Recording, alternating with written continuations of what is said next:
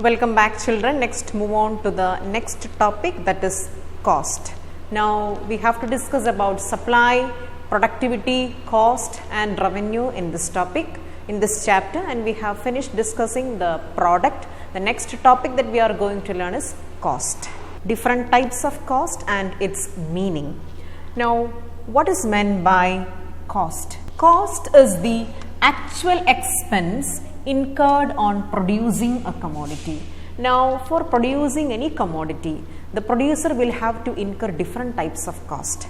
So, the cost refers to the total expense which is bared by the producer in producing a commodity. The producer has to hire the land, the producer has to buy the machines, the producer has to purchase raw materials, the producer has to pay wages to the laborers. So, all these are the total expense incurred in the production of a commodity. So, the cost refers to the actual expense incurred on producing a commodity.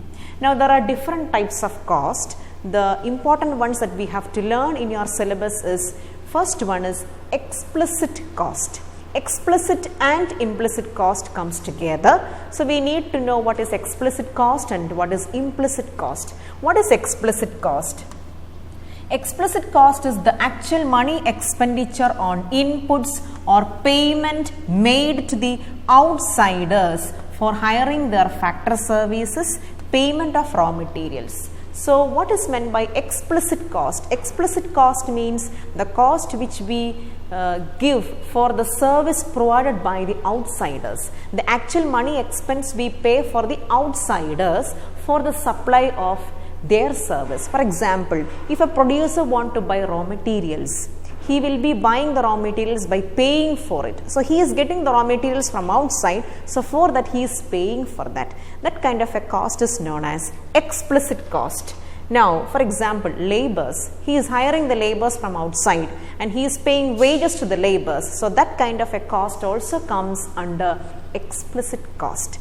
Now, the next one is implicit cost. What is meant by implicit cost? It is the estimated value of inputs supplied by the owners. For example, rent of own land, salary of the entrepreneur for his own service. Entrepreneur means producer. Now, the best example to explain this implicit cost is, for example, a doctor who is running his own clinic. He is the person who does the work of the receptionist. He is the person and he is running his hospital in his own land. He is the one who is giving the service, everything, medicines. He is the one who is giving the medicine to the patients. So, all the work is done by himself and it is his own land in which he is running the clinic. So, he is doing the work by his own and he is not hiring any services from outside. But a cost is involved in that, isn't it? The rent of his own land. Now, the salary which is received by him for the work which is done by himself, but it has to be included as a cost, and that cost comes as implicit cost. So, implicit cost refers to the estimated value of inputs supplied by the owners himself. For example, rent of the own land, salary of the entrepreneur, doctor for his own services. That kind of a cost is known as implicit cost. So, in economics we calculate implicit cost. The next one is opportunity cost. What is meant by opportunity cost? You have learned this in the first chapter of microeconomics in the introduction, in the chapter introduction. What is opportunity cost? You can recollect it. It is the cost of next best alternative forgone. Now, for example, a farmer who has to produce the two components, food grains in his farm, that is, one is wheat and the other one is rice. Now, he has decided to produce certain amount of rice and certain amount of wheat in his farm. But at last, he has changed his decision to produce only wheat in his farm. That means he is sacrificing the cultivation of rice over there. Therefore, no cost is involved in the production of rice. Only the cost is involved for the production of wheat.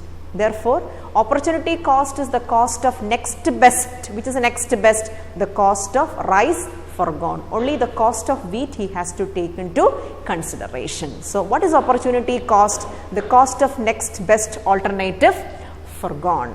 Now we will move on to the next one, that is short-run cost. So we will be learning about the short-run cost again. So first is the general one, that is explicit, implicit cost, opportunity cost, etc.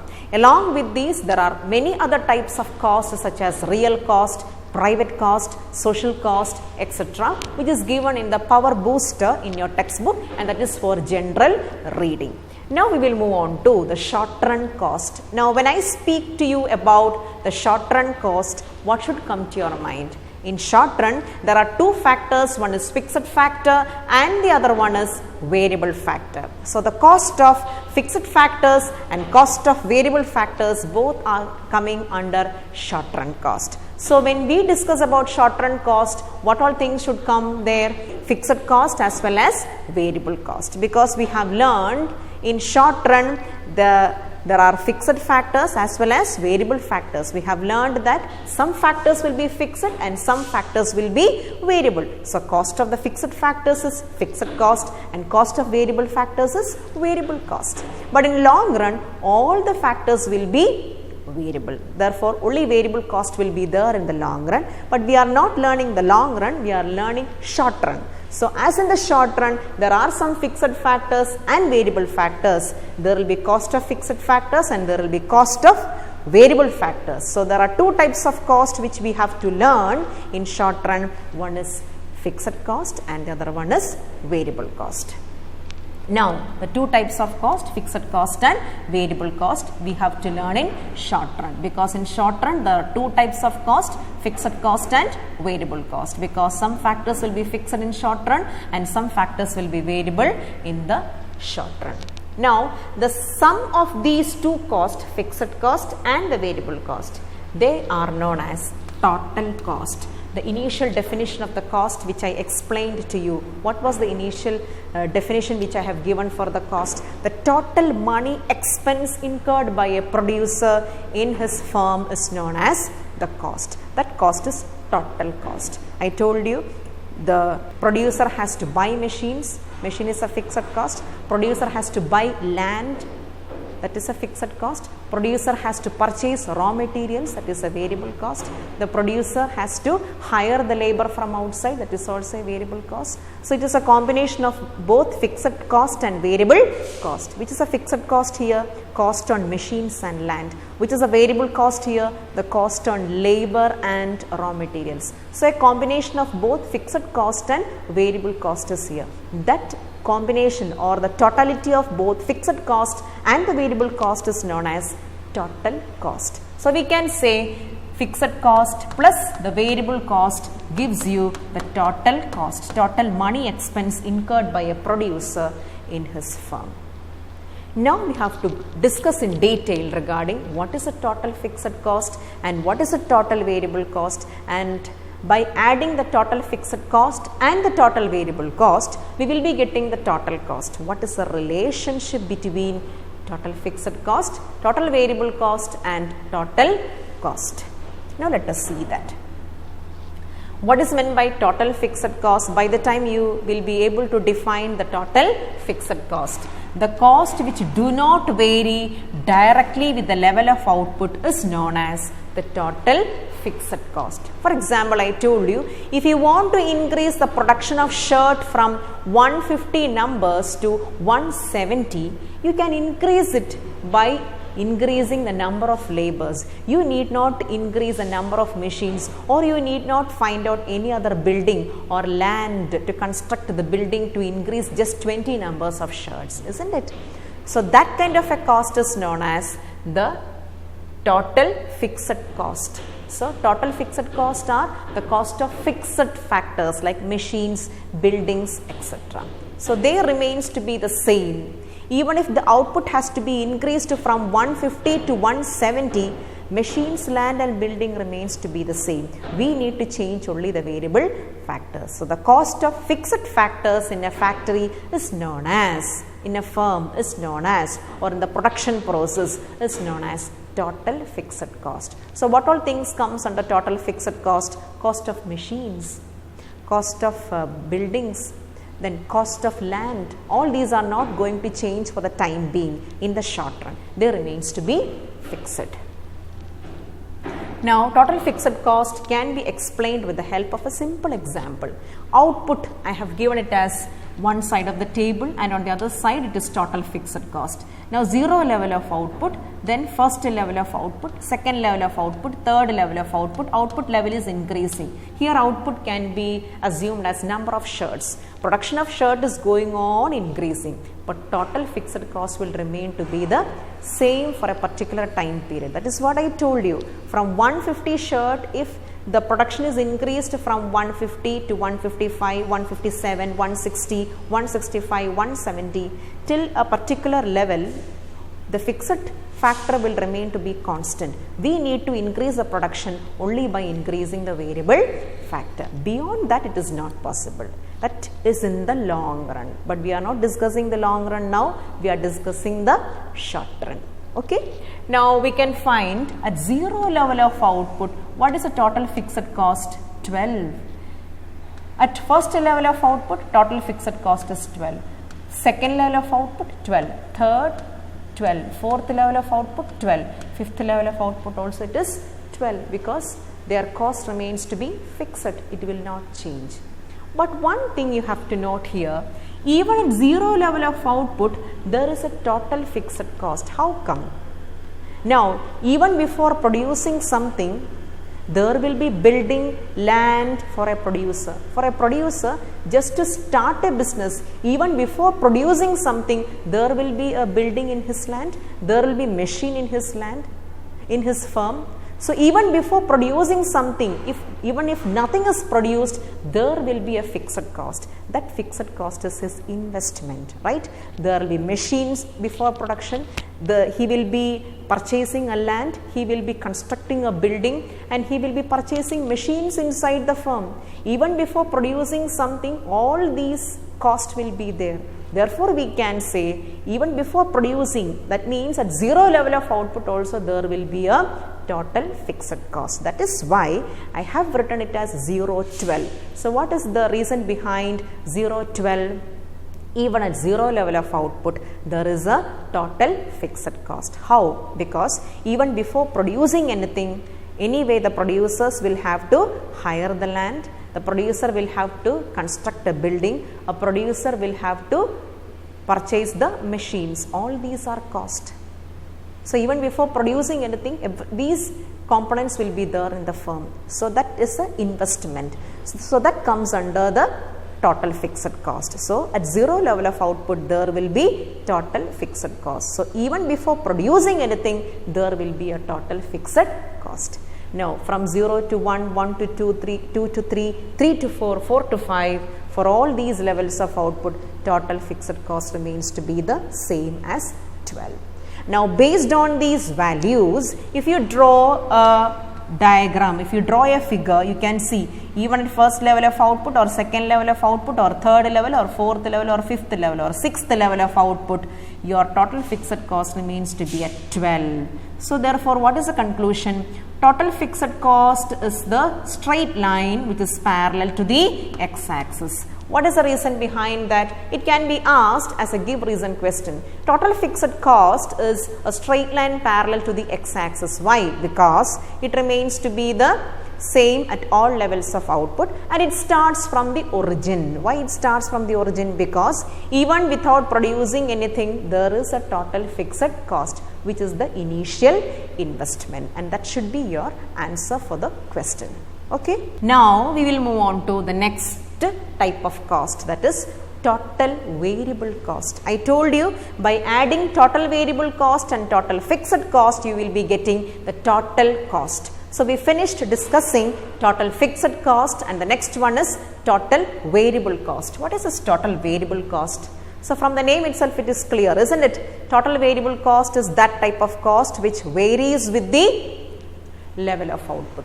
They varies with the level of output. If the number of shirts has to be increased from 150 to 170, number of laborers should be increased from 20 to 22, or the raw materials have to be increased from 50 kilograms of cotton to some other amount. I am just giving an example. It is not an exact measurement. I am just giving an example. But fixed factor need not change. They remains to be constant. But for increasing the number of shirts from 150 to 170, that much raw material and number of laborers has to be increased. So, the cost which varies with the level of output is known as the total variable cost. So, total variable cost is the cost which vary directly with the level of output. Example, cost of raw materials, labor, etc. Even electricity, that is also the consumption of more and more electricity. If overtime work has to be done, electricity will be used more, isn't it? So, all these comes under that.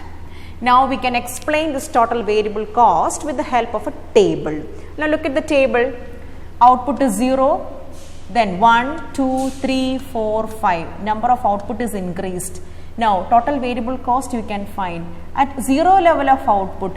If nothing is produced, will there be any variable cost? No. Therefore, another point which you have to keep in mind is at 0 level of output, total variable cost is 0.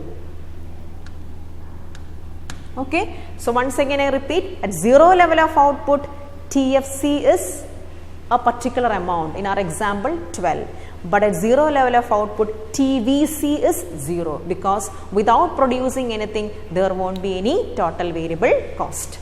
Now, at first level of output, total variable cost is 6, second level 10, third level is 15, fourth level is 24, fifth level is 35. You can see that in the initial stages, total variable cost is only increasing at a decreasing rate from 0 to 6, 6 to 10, then again 10 to 15, then 15 to 24, then from 24 to 35. That increasing rate of the variable cost is increasing when after a particular stage. But in the initial stage you can find the total variable cost is increasing only at a decreasing rate. Why is it so? Because the producer has just started his business in the initial stage. Once he gets the market, he will try to increase his production. The demand for the product increases. Therefore, when output increases, his variable cost also increases. That is the reason behind that. So, once again, initially when the product is being launched in the market, it takes time in order to get its recognition. Therefore, initially the cost of production will be maintained at a decreasing rate. But after that, when the output increases, the cost will be increased because of capturing the market. So, total variable cost initially increases at a decreasing rate and then increases at an increasing rate, and that is clearly evident from this table. See, from 0 to 6, 6 to 10, then from 10 to 15, then 15 to 24, then 24 to 35. So, after this we can find total variable cost is increasing at an increasing rate. From 0 to 6 to 10 and on, it is increasing only at a decreasing rate. Now, based on this table, if you are drawing a curve, you can find this is a curve which I have drawn for total variable cost based on this table. You can find a curve which is upward sloping, because when output is increasing, total variable cost is also increasing. Both the variables are moving in a same direction, and I have told you, if two variables are moving in a same direction, you will get an upward sloping curve, isn't it? When two variables are moving in a same direction, here output is also increasing, total variable cost is also increasing. So, when the two components or two variables are moving in the same direction, you will be getting an upward sloping curve. So, TVC or total variable cost curve is an upward sloping curve. It is an upward sloping curve. It is an upward sloping curve, and it is inverse S shaped. It is inverse S shaped. It is an inverse S shaped curve. Why? Because, why did we get this shape? Because we have drawn this curve on the basis of the table. What is the peculiarity of the table? In the table, the values are increasing at a decreasing rate, then increasing at an increasing rate. So, we can say the total variable cost is an inverse S-shaped curve because it initially increases at a decreasing rate and then increases at an increasing rate. Okay, I hope this is very clear to you. So, the total variable cost has an inverse S-shaped curve because it is initially increasing at a decreasing rate and then it is increasing at an increasing rate. Now, you can relate the shape of the total variable cost to the law of variable proportion. We can say different phases are there in the law of variable proportion. So, the shape of the total variable cost reflects the law of variable proportion. Now, one other thing is TVC is 0 at 0 level of output. Now, this is all about the total variable cost. So, total variable cost always varies with the level of output. It is an upward sloping curve because when the output increases, cost also increases, and it is an inverse S-shaped curve reflecting the law of variable proportion because it increases initially at a decreasing rate and then increases at an increasing rate. It reflects the different phases of the law of variable proportion. Now, we will move on to the third type of cost, that is total cost. And I told you we get the total cost by adding total fixed cost and total variable cost.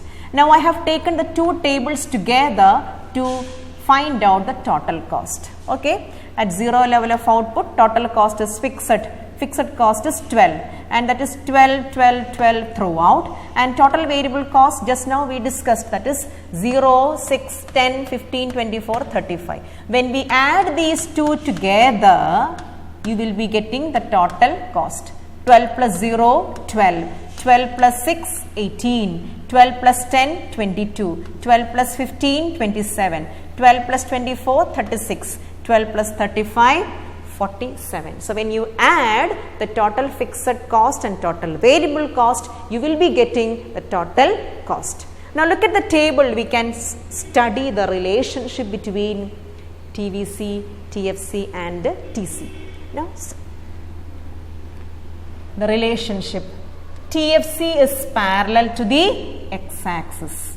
We have clearly seen in the diagram TFC is parallel to the x-axis. Why is this TFC parallel to the x-axis? TFC is parallel to the x-axis because it remains to be constant throughout the different levels of output. That is why it is parallel to the x-axis. Next one. TC and TVC are inversely S-shaped curve. That is, you can see output as 0, TFC as 12, and TVC will be first one as 0. So, when you add these two, you will be getting TC as 12. Now, come to the second part, that is first level of output. You can find TFC remains to be 12 itself, but TVC is 6.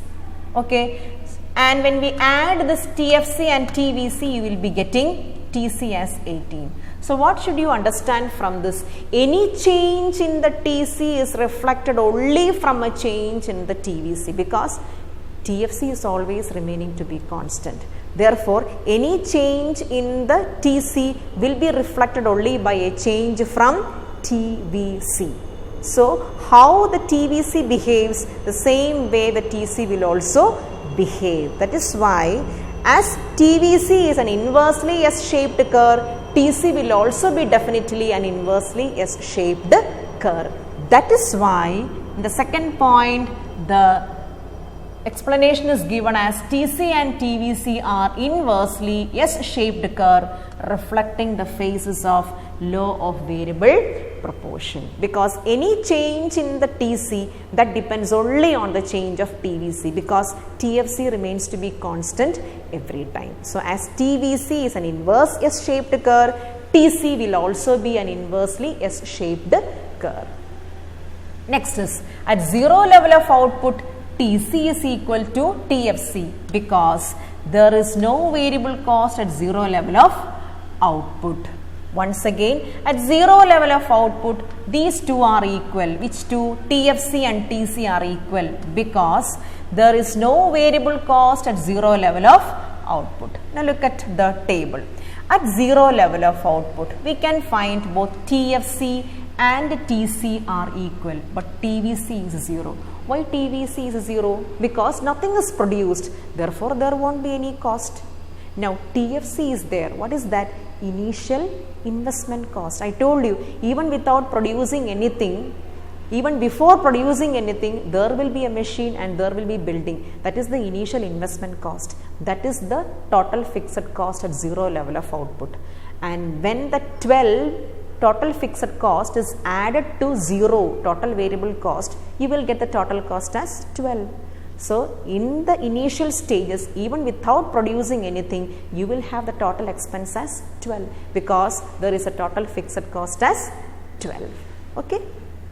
Now the next point is TC and TFC starts from the point of origin. Now you have drawn the diagrams of both TFC and TVC. Now here you can find TFC starts from the value 12 and TVC starts from 0. Now TFC, TVC. TVC starts from the point of origin. Why TVC starts from the point of origin? TVC starts from the point of origin because at zero level of output TVC is 0. But TFC cannot start from the point of origin because at zero level of output there is a total fixed cost. So therefore we can say TFC will start only from the particular value because at zero level of output there is a total fixed cost as 12. But whereas TVC starts from the origin because at zero level of output the TVC is 0. Now next one is any change in the TC is entirely due to TVC because TFC is constant at all levels of output. Any change in our TC that happens only because of a change in the TVC because TFC remains to be constant. Now on the basis of the table which I have drawn here, I have represented it in the form of a figure where TFC is parallel to the x-axis. It starts from the point 12. TVC starts from the origin which is an inverse S-shaped curve. Now TC starts from this particular value 12. Why TC starts from 12? Because in the table you know for the zero level of output TC is equal to 12. Therefore we can say that at zero level of output TC is equal to TFC. Therefore both TC as well as TFC starts from the 12. Isn't it? Value 12. But whereas TVC starts from the origin. Now both TFC and TC starts from this particular value and that is also an inverse S-shaped curve. I told you why it is inverse S-shaped curve because any change in the TC is completely dependent on a change in the TVC and they both reflect the law of variable proportion. And now we can find on the basis of the graph we can find, see, TC and TVC curves are parallel to each other. They are parallel to each other, isn't it? They are both inverse S-shaped curve and they are parallel to each other. And the vertical distance between them is TFC. And the vertical distance between them is TFC. Now you know that the equation is TC is equal to TFC plus TVC. Therefore, TFC is equal to TVC minus TC. That is what I told. The vertical distance between TVC and TC is TFC. How did you get that particular point? Explanation to that point is TC and TVC curves are parallel to each other and the vertical distance between them, whom TC and TVC is TFC. How will you prove that? With the equation TC is equal to TFC plus TVC, we can prove that statement. If TC is equal to TFC plus TVC, TFC is equal to TVC. When it comes this side, it is minus TC. Therefore, vertical distance between TVC and TC is TFC. We have proved it with the equation TC is equal to TFC plus TVC. So that's all about the cost curve. We have learned about the types of cost: explicit, implicit cost, explicit hiring from outside, implicit on cost of production. Okay. Then comes opportunity cost, the cost of next best alternative sacrificed. Then we learned about the short run cost. Two types are there: total cost and total fixed cost. Total variable cost and total fixed cost. What is total fixed cost? The cost which remains to be the same at all levels of output. And what is the peculiarity of total fixed cost curve? It will be parallel to the x-axis and it starts from the value 12, because at 0 level of output there is a total fixed cost.